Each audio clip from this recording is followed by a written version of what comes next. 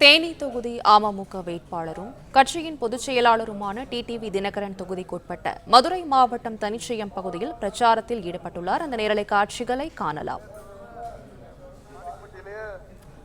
எங்க ஊர்ல ஒரு லைப்ரரி வேணும்னு இளைஞர்கள் கேட்கிறாங்க, நீர்த்தேக்க வேணுங்கிறாங்க. இங்க வந்து அவன் ஓட்டுக்கு 10,000 ரூபாய் கொடுக்கறான். அந்த தொகுதிக்கு நான் புதுசு. இப்ப பெரியகுளம் தொகுதினா வேற, அது புதுசு. நானே அப்பதான் தேர்தலுக்கு போயிட்டு இருக்கேன். இதுக்கு மேல எங்க மேல கொலைப்பள்ளி வேற, அம்மாவை கொண்டு போட்டாங்க இவங்க அப்படின்னு. இவ்வளவையும் தாண்டி எனக்காக உழைத்தவர்கள் இங்க வந்திருக்காங்க. சோழவந்தான்ல இருந்து வந்தவங்க எல்லாம் அங்க இருக்காங்க. இதையெல்லாம் முறியடித்து அந்த மக்கள்கிட்ட போனா இவனுக்கு 10,000 கொடுத்துட்டான். ஆனா மக்கள் சும்மா இருந்தாங்களா? குக்கர் சின்னத்துல குத்துல அந்த பட்டன் எல்லாம் ஆடி போயிட்டுங்க. அங்க உள்ளார ஓட்டு போட்டு வர, ஆனா பட்டன் ஆடுது. மெஷின் எல்லாம் மாத்தி வச்சாங்க. தேர்தல் முடிஞ்சிச்சு. நான் தேர்தல் கவுண்டிங் அன்னைக்கு நான் இல்ல, கன்னியாகுமரிக்கு போயிட்டு அருமனைன்னு ஒரு ஊர்ல கிறிஸ்துமஸ் பங்கனுக்கு என் கூட இந்த மேப்படியாரும் வந்துருச்சு. எந்த மேப்படியா?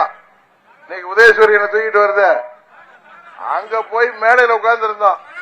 நமது பேர் சொல்லிலாம் அது நீங்க சொல்லிங்க. அங்க போய் எங்க ஊர்ல சொல்லுவாங்க மேப்படியா அப்படிம்பாங்க, பேர் சொல்ல விரும்பாதவங்களை. கரெக்டு தானே? நல்ல தமிழ் வார்த்தை. அங்க மேடையில் உட்கார்ந்து இருந்தோம். நமது கொங்கு மண்டலத்தை சேர்ந்த அருமை சகோதரர் தனியரசு இருக்காரு, எங்களுக்கு ஆதரவு எம்எல்ஏ, அவர் வந்திருந்தாரு. அங்க தங்கத்தை நான் நடுவில் உட்கார்ந்துருக்கேன். எந்த பக்கம் சோவன் சோ பார்ட்டி அந்தாண்ட அவரு என்ன சொன்னாரோ தெரியல. அவங்க நிறைய பணம் கொடுத்துட்டானுல, அவன் தான் ஜெயிப்பான்னு எனக்கு போலீஸ் ரிப்போர்ட் சொன்னது. நைட்டாலாம் தூங்காம நம்ம கடம்பூர் மாணிக்கராஜா இருக்காரு, அவர்கிட்ட அவர் வீட்டுல தங்கி இருந்தோம். நம்பால புலம்புல அவர் தூங்காம இருந்திருக்காரு. காலம்பர ட்ரிவெண்ட்ரம் பிளைட்டை பிடிக்க போனா பிளைட் கேன்சல். கார்லயே வந்தோம் எங்க மதுரை ஏர்போர்ட்டுக்கு. திருநெல்வேலி ரீச் ஆகிறப்பெல்லாம் முதல் ரவுண்ட்ல இருந்து நம்ம லீட் பண்ணோம். திருநெல்வேலியில வர்றப்பெல்லாம் சொல்லிட்டாங்க. அது வரைக்கும் இந்த பிறக்கன இல்லாம கிடந்தாரு பின்னாடி சீட்ல.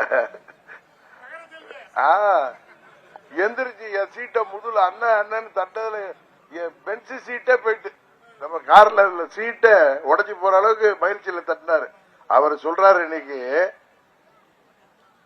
என்ன கொடுத்தேன்னு, டோக்கன் கொடுத்தேன்னு. இதுதான் உலகம்.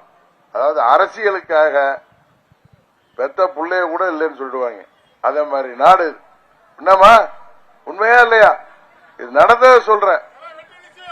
அதனாலதான் சொல்றேன், நீங்க நம்பகமான வேட்பாளர் யார் என்று பார்த்து வாக்களியுங்கள். தொகுதிக்காக உழைக்கக்கூடியவர் யார் என்பதை பார்த்து வாக்களியுங்கள். ஏற்கனவே பெரியகுளம் தொகுதியில பணியாற்றியவன் நான். அங்க கொஞ்சம் கேளுங்க, போய் உசிலம்பட்டியில கேளுங்க.